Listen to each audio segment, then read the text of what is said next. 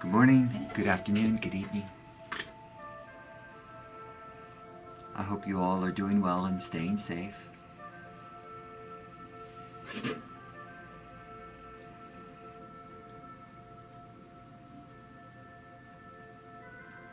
In the midst of so much chaos going on,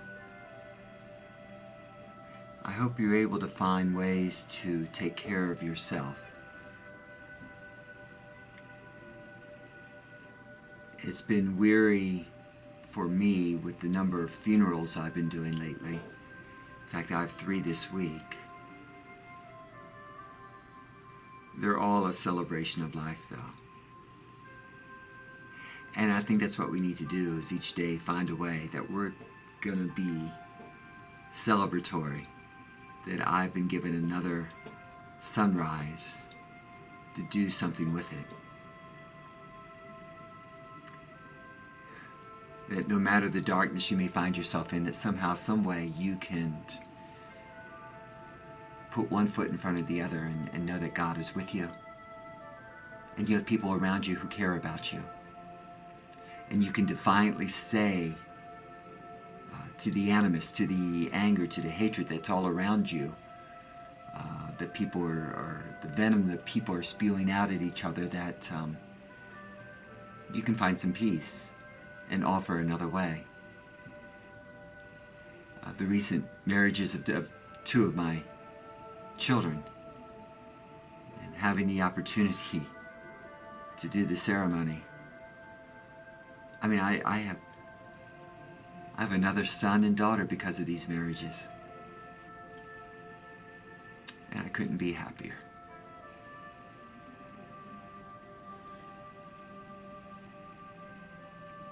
My kids could not have married better people.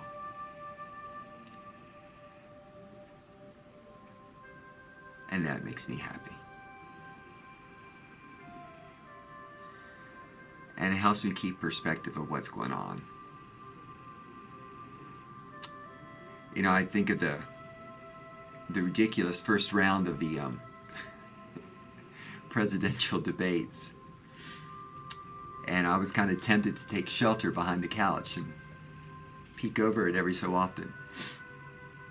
I was distressed by the hostile tones and snarky comments and aggressive body language that seems so in vogue these days.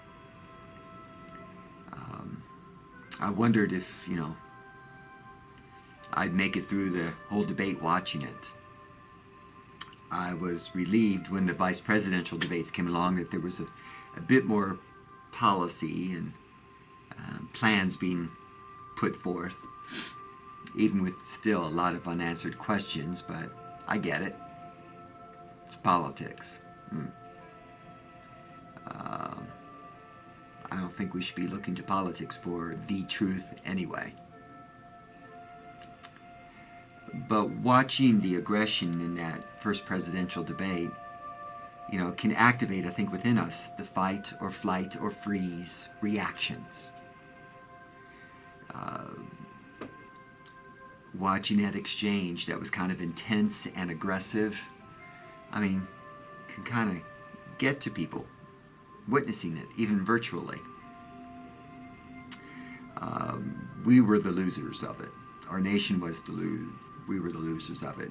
Policies and were not really dealt with, sadly, or could not be expounded upon in that format that was offered. But it looked like 2 hungry and tired children going at each other. That chaotic display isn't over by any means, and it won't be over after the elections, no matter who wins. It seems to be a new normal to put forth and to escalate that kind of behavior, and the media just kind of gravitates towards it and divides people even more. And it seems to be the kind of behavior embraced in corporations, and certainly in government, and other places of civic life. Even creeps into church. What can we do to minimize the effect of that aggression that it has on us and our institutions. How can we go about dismantling, I think, what are harmful behaviors to healthy community? What does self-care and civil discourse look like anymore? I'm grateful for many of the lessons that I've learned from the Quakers in their following of Christ in his ways. The Quakers value listening to themselves and to one another, listening to those who have conflicting viewpoints with them, and certainly listening to God. They seek the inner light in God, in themselves, in all people, including their enemies. And they respond to that of God in everyone. That's pretty cool. Listening is one way to seek and to discern truths. Unfortunately, we tend to use it anymore, it seems, to gather ammunition to come back with another verbal volley and assault at someone, to point out how wrong they are, rather than maybe just trying to bring out the best in others. Wisdom and light can come from the most unexpected and expected places. It can come from even those who we deem to be our enemy. It can come from those who often are deemed to be the least among us. And the Quaker faith mindset understands this. We need to carefully nurture the skill of listening, because it gives us an opportunity to hear the many layers of what's behind the words of others. And if we really listen, we will perhaps discover some of the pain that's behind those words, and the wide variety of beliefs and emotions that, when acted upon, can come out as quite hostile. But if we listen, we begin to understand maybe where that hostility is coming from. It can change, if we truly listen, it can change the way we see others. And, truth be told, you may never find that person you disagree with as really endearing, but you'll have more compassion towards them, that they carry their own baggage and journey of faith. We may even find, if we really listen, that we will gain a sense of wisdom from learning about their story. We just need to pay attention and realize we all have a story to tell. There is another Quaker practice of query, of asking questions. Quakers will do it in a time of worship. They will ask questions. They will do it with each other as a way to help them to discern in decision making and in action. Questions are not asked as a way to give advice or to be accusatory, as it seems to be often these days, but rather the questions are open-ended to create space for new ways of interacting and understanding each other. These kinds of questions can loosen the grip of unexamined expectations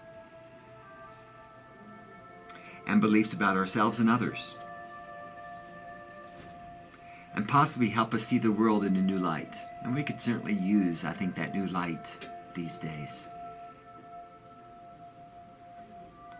We learn more about ideas and motives when we listen, because sometimes we just want to jump in with our opinions. We just can't wait. We got to cut people off and say, no, what you're saying is wrong. Like, just listen. Be humble enough to listen. And maybe be humble enough to think that maybe you're not quite as right as you think you are. And be humble enough to acknowledge you're as messed up as they are, maybe just messed up differently, but you are. it's all so easy to tell the other person what we think is best, right? And in so doing, we rob them of their own wisdom and their own discovery and journey. Now, I'm not suggesting that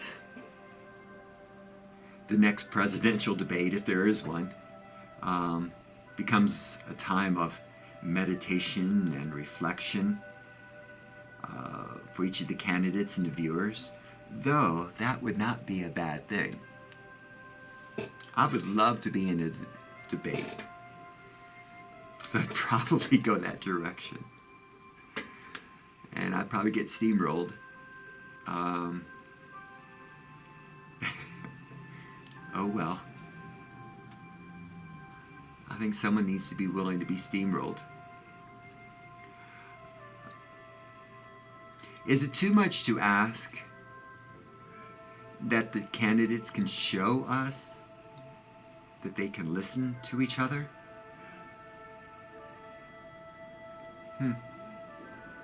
I hope it's not too much to ask, but it feels like it is.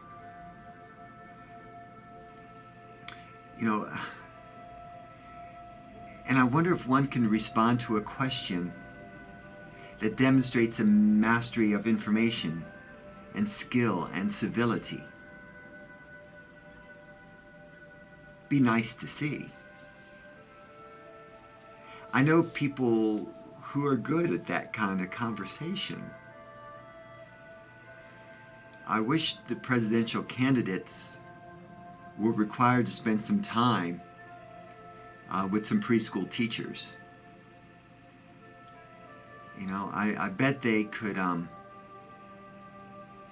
preschool teachers really help teach our candidates a thing or two about self-care and community and productive uses of anger and using words for reconciliation and civility.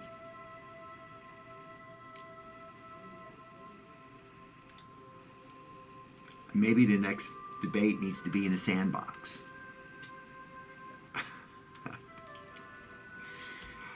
I don't know. I don't think anyone will be able to see by the end because so much sand will be thrown around.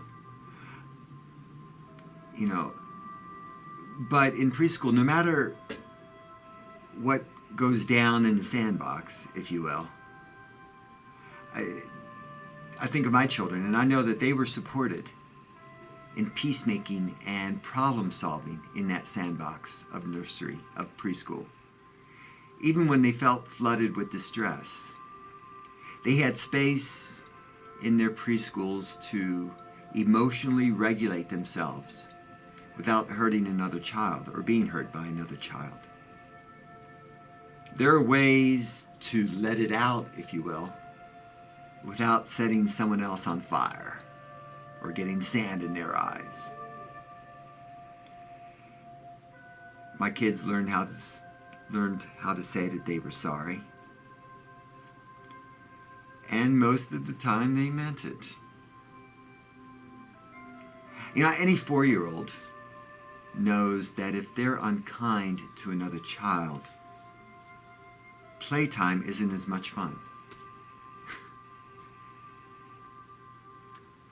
In a good preschool today, children who dominate another child are redirected, given support, and provided extra resources. Aggressive behavior is viewed as a cry for help,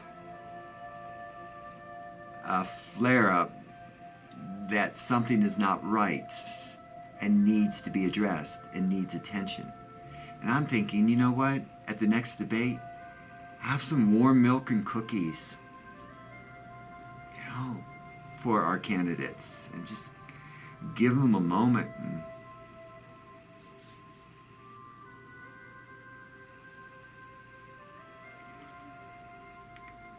In preschool, stopping, aggressive behavior and giving that child some space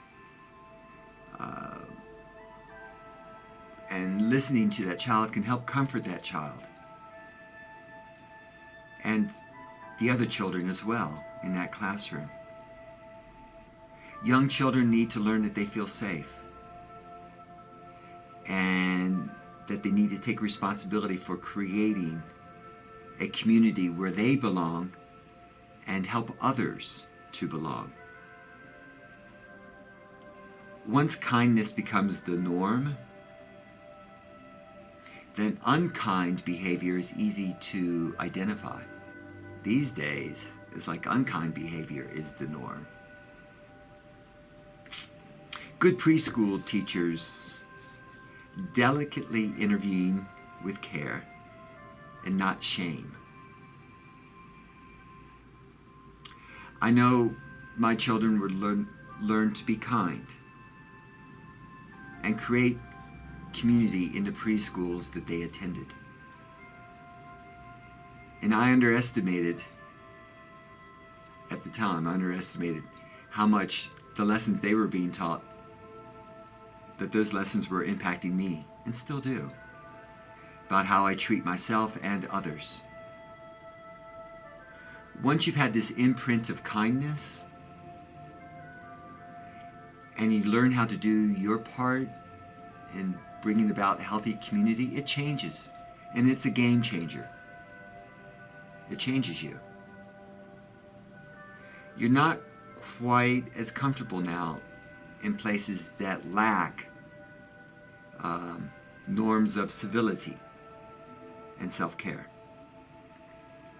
Now, I know our political saga is still unfolding as our country elects leadership for the next 4 years.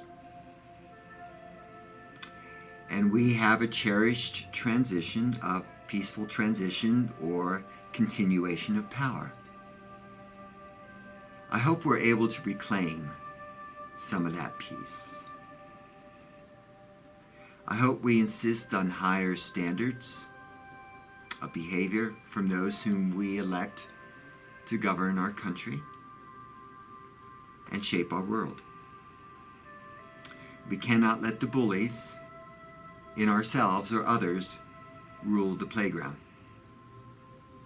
no matter how large or small the space may be. Bullies operate out of their fears. They do. And not their strengths. And people who bully will never know their talents and abilities unless we stop them from tearing up the neighborhood. If Quakers are right, and I tend to lean towards that they are, bullies have an inner light as well. Okay? And yes, if there's another presidential debate, I doubt if it will be any different. But I have hope. Though I am weary of leaders with bad behavior not being held accountable, each of us have a responsibility to call out the best in others and find that inner light within them and share it with them. How cool would it be to see our candidates look into each other's eyes and see God's image and help bring out the best in each other? Agree to disagree on points, but to realize it's bigger than them.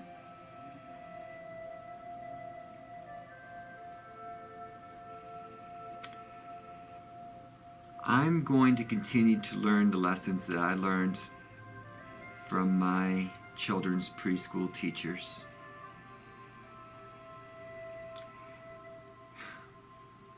All any of us can do, really, it's to make the playground where we live a place where everyone can safely play. May God watch over you keep you safe. And may we keep each other safe. Much love and peace.